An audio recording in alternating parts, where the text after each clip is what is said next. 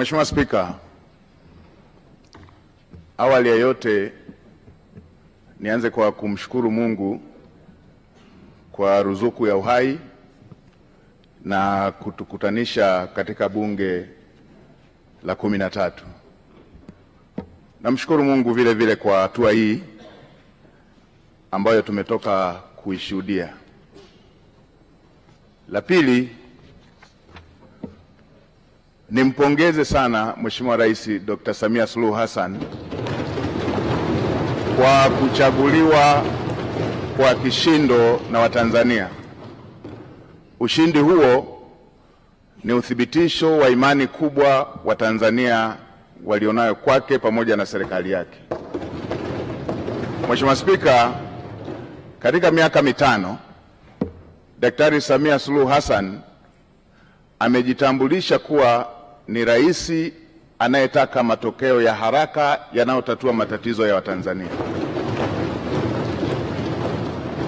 Amefanya hivyo wakati alipoapishwa kulikuwa na tatizo kubwa la umeme.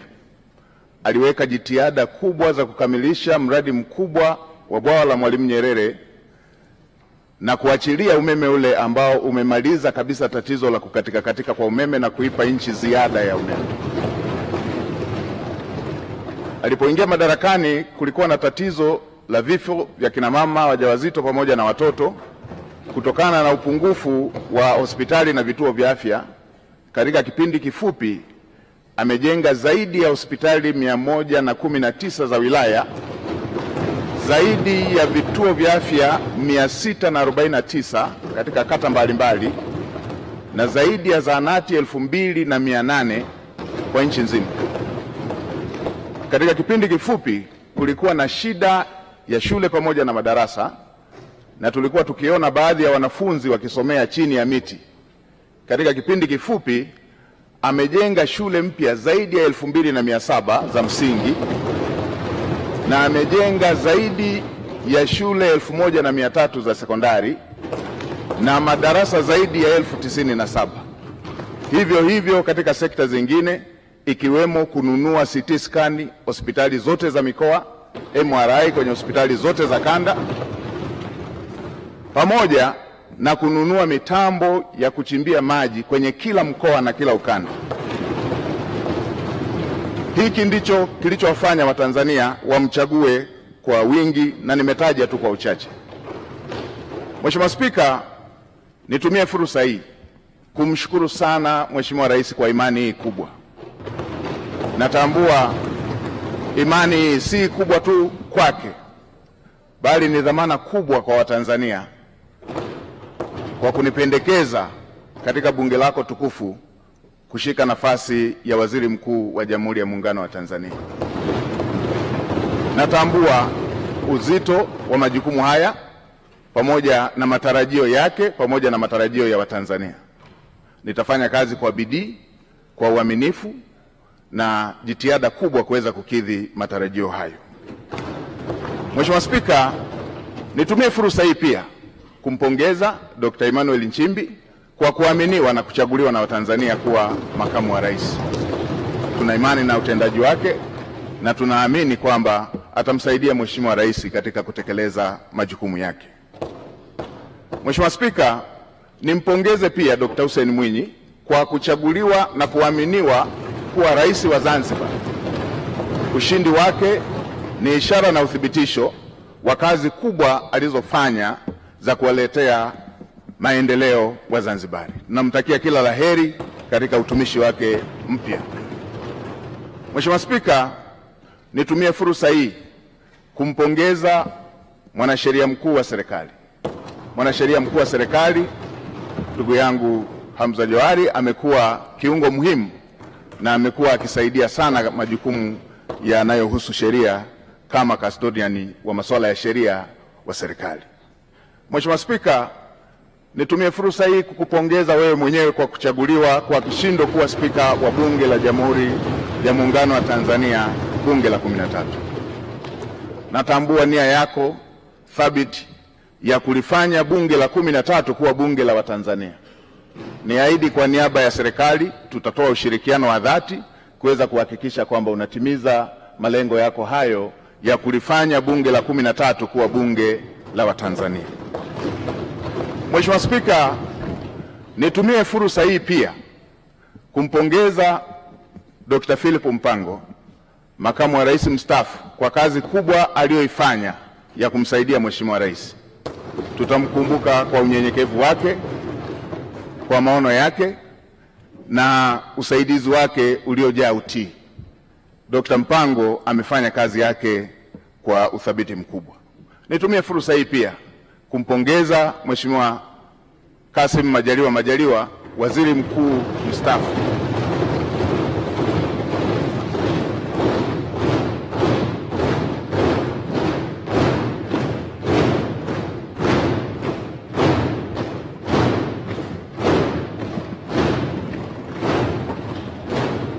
nimpongeze Mheshimiwa Kassim Majaliwa, waziri mkuu mstaafu, kwa kazi kubwa aliyoifanya bila kuchoka ya ufuatiliaji wa miradi, ya ufuatiliaji wa shughuli za serikali, kwa unyenyekevu wake, kwa uadilifu wake na kazi kubwa ambayo amefanya kwa taifa letu.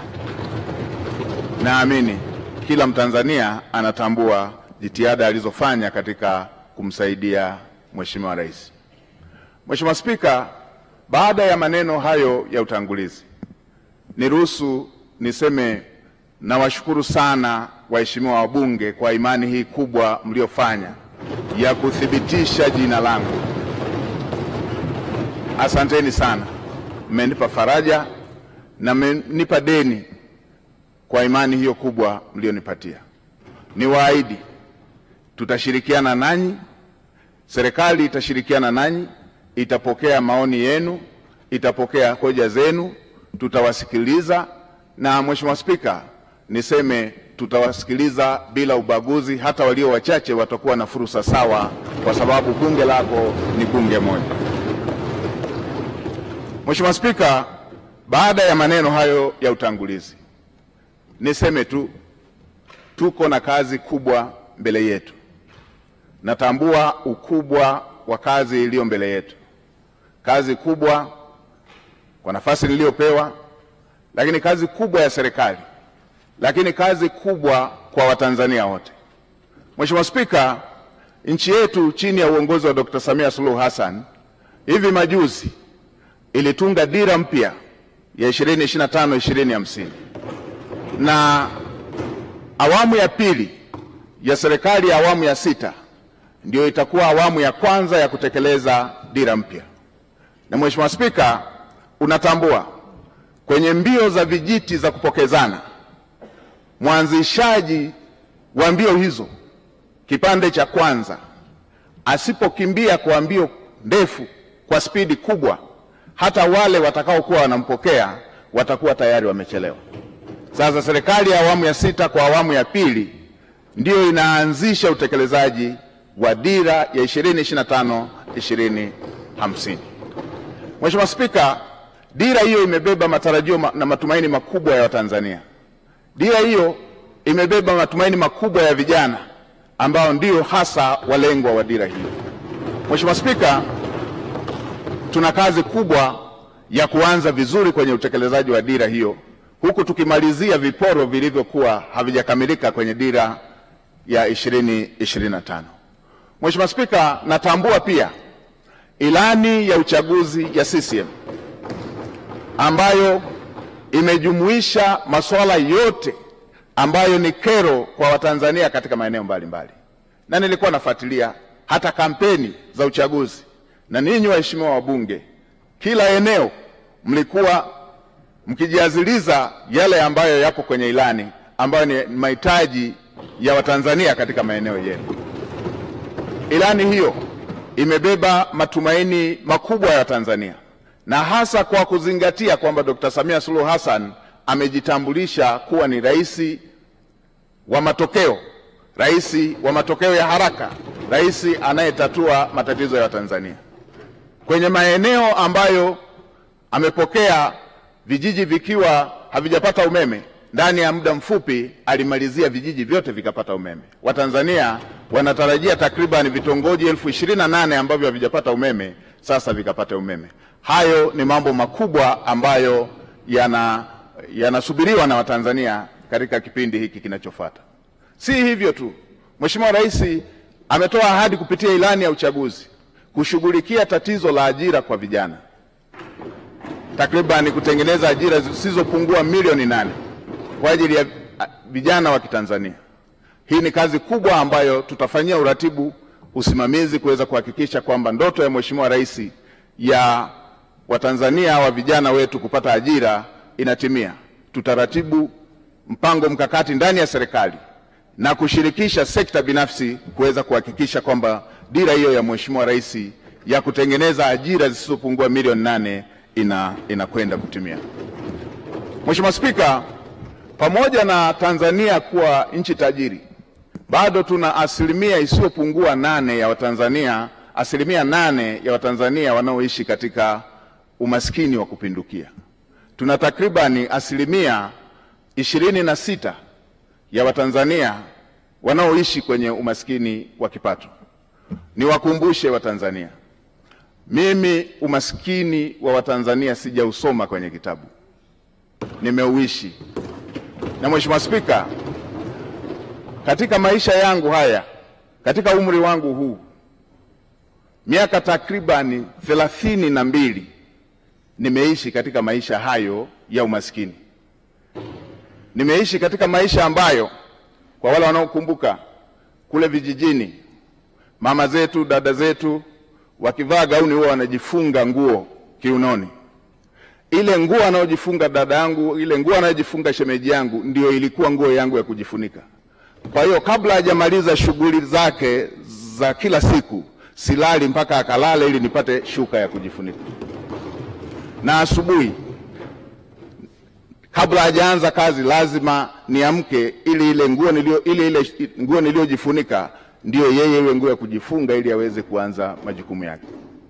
Ninatambua mazingira ya kulala, unaenda kuchunga, ukirudi nyumba nzima inavuja, na utakapolala inabidi ujifunike ile ngozi ili matone yale yanayoendelea kuvuja angalau yatue kwenye ngozi.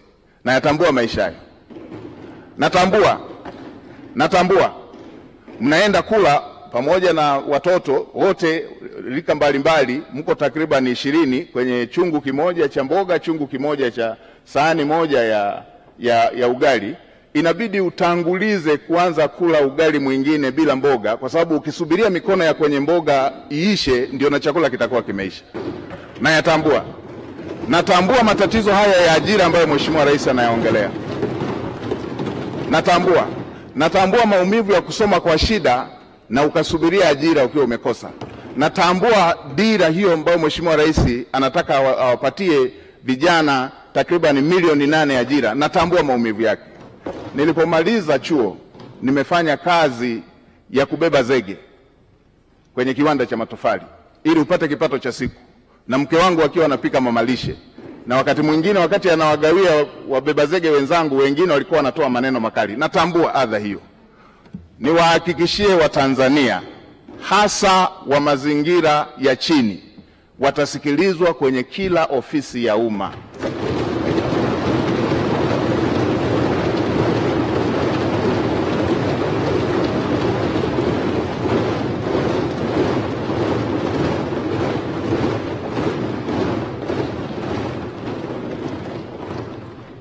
Kila aliye Mtanzania, hii nchi ni yake. Watanzania wote watasikilizwa kwa nidhamu katika ofisi za umma. Watasikilizwa kwa nidhamu katika ofisi za umma. Watanzania watafikisha kero zao, na watumishi wa umma watakwenda kwenye makazi, kwenye maeneo ya Watanzania kutatua kero za Watanzania.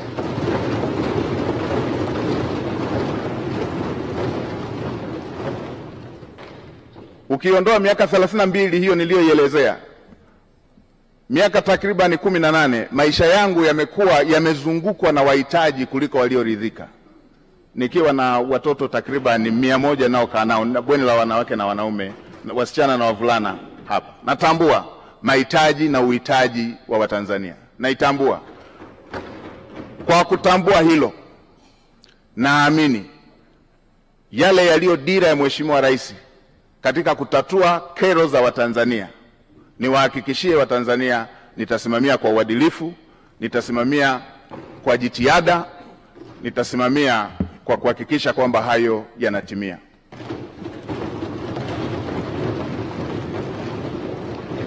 Kwa kuzingatia kazi kubwa hiyo iliyoko mbele yetu niliyoisema, kwa kuzingatia kazi kubwa iliyoko mbele yetu niliyoisema, watumishi wa umma na Watanzania sote tuwe tayari. Lazima tuende kwa gia ya kupandia mlima.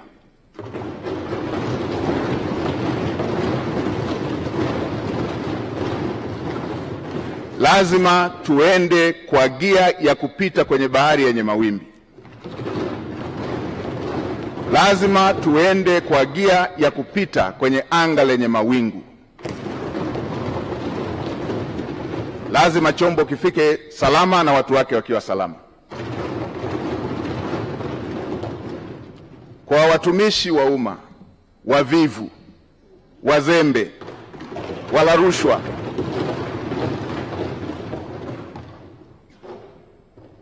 na wenye lugha mbaya kwa Watanzania, tuwe tayari. Wavivu wote, wazembe wote ndani ya ofisi za umma,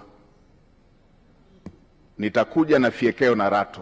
Lazima maono ya Mheshimiwa Rais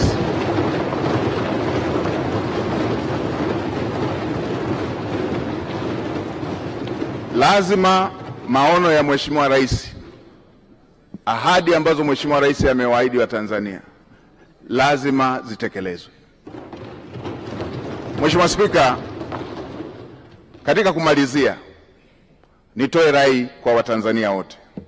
Haya yote ambayo tunayaongea, yale yote yaliyoongelewa kwenye dira, yale yote yaliyoongelewa kwenye ilani ya uchaguzi, yale yote tulio na matamanio nayo, yale yote yaliyo ahadi ya Mheshimiwa Rais pamoja na makamu wa rais, yale yote yaliyo ahadi zenu waheshimiwa wabunge, yatatimia tu kama tutaendelea kumtanguliza Mungu katika mambo yetu kama taifa, na kama taifa letu litakuwa na amani, kama taifa letu litakuwa taifa lenye amani.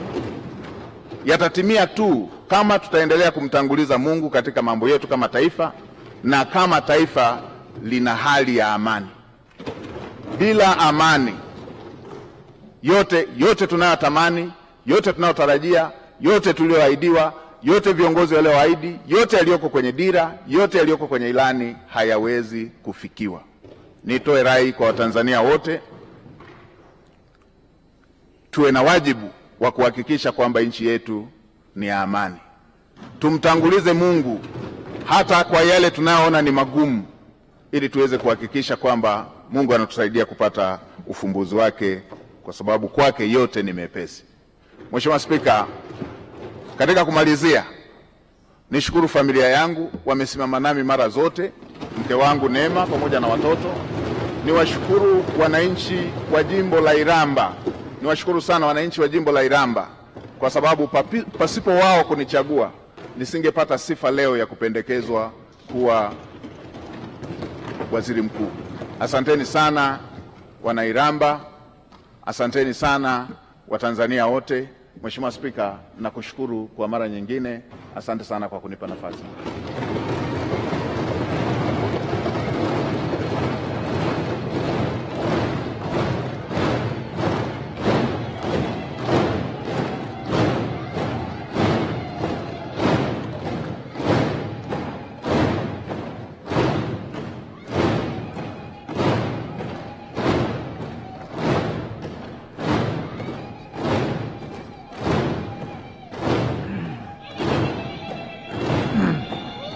Asanteni sana waheshimiwa wabunge.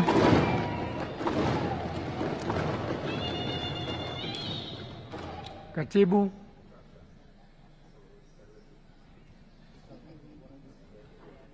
Uchaguzi wa naibu spika. Uchaguzi wa naibu spika. Waheshimiwa wabunge, kama mnavyofahamu, katika shughuli za kazi ya leo, ratiba zetu zilikuwa ni hizo mbili, na leo tunatakiwa tumthibitishe na